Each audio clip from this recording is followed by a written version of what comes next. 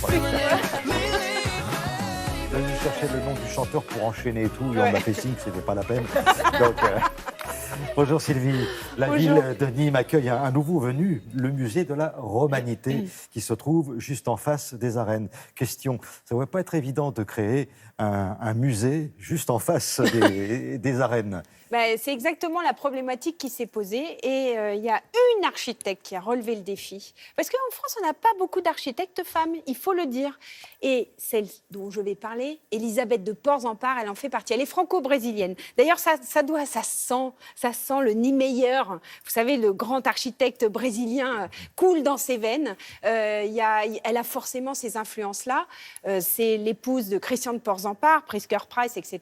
Et vraiment, elle a en plus une sensibilité, elle a un regard sur l'architecture, moi, qui m'a beaucoup frappée. Je ne la connaissais pas, on s'est rencontrés à propos de ce musée. J'ai été épatée dans sa construction, dans ce qu'elle voulait faire, dans l'idée, dans l'inspiration et dans, justement, avoir un bâtiment emblématique en face de celui qu'elle devait construire. Mais comment on fait ? On casse les codes. C'est-à-dire que autant l'un est rond, l'autre carré, autant l'utilisation des matériaux. Elle a pris du verre sérigraphié pour son bâtiment à elle. Et puis, il y a quand même ce qu'il y a à l'intérieur du musée. Une des plus belles collections archéologiques. C'est dur à dire ça. Archéologique. Allez, moi je vous l'offre. Oui. Archéologique, c'est pour moi. C'est pour moi. Allez.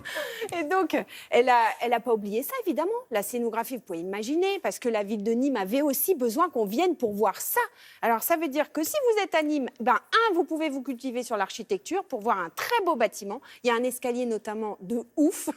Et puis, 2, vous allez tout connaître sur l'archéologie. Ouais, j'ai réussi. Avec vos enfants, ça fait double moyen d'apprendre des choses. Regardez. C'est bien. Allez, c'est parti, on va.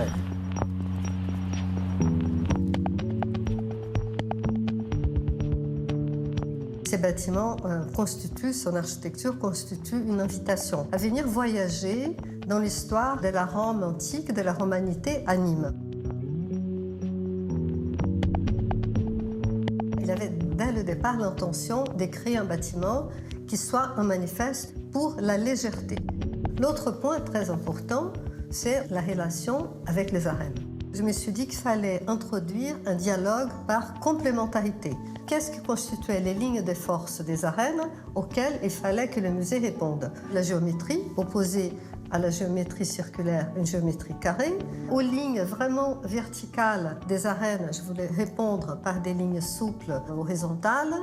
Et évidemment, un bâtiment est ancré au sol et l'autre flotte. La lévitation a été exprimée par la façade, par la manière de la concevoir comme flottant au-dessus du bâtiment. Je l'ai faite en verre avec ses courbes parce que je voulais accentuer l'idée des ondulations pour qu'on sente vraiment tout un mouvement qui l'allège encore. Ces courbes reflètent la lumière et les couleurs d'une manière magique. Les couleurs de la ville, les couleurs des arènes, les couleurs du ciel, elles changent à chaque heure du jour et de la nuit. J'ai juste créé un grand passage au sol, très très large. Quand on est devant le musée, on voit ces passages, on a envie de pénétrer, d'aller dans le jardin. C'est une invitation à découvrir le musée. Quand on pénètre dans les bâtiments, on trouve un escalier. C'est un escalier qui a une forme assez brésilienne, avec ses jeux de courbes et contre-courbes, et ça permet de gérer les flux très bien, les montées et les descentes, mais ça fait une sculpture dans l'espace. On a cette double interpénétration, la ville qui pénètre par les fenêtres et la ville qui pénètre au sol et qui monte aussi. Tout est en relation, il n'y a pas de barrière, ce n'est pas un bâtiment fermé.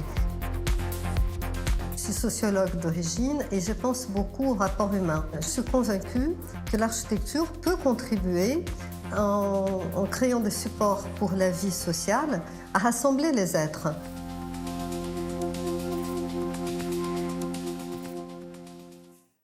D'après ce que je peux comprendre, c'est qu'elle a inscrit le musée Elle était sociologue avant, c'est Ouais, ça. c'est ça. Donc elle inscrit le musée dans la ville, c'est-à-dire qu'il y a le musée, mais on peut traverser, il y a des passages.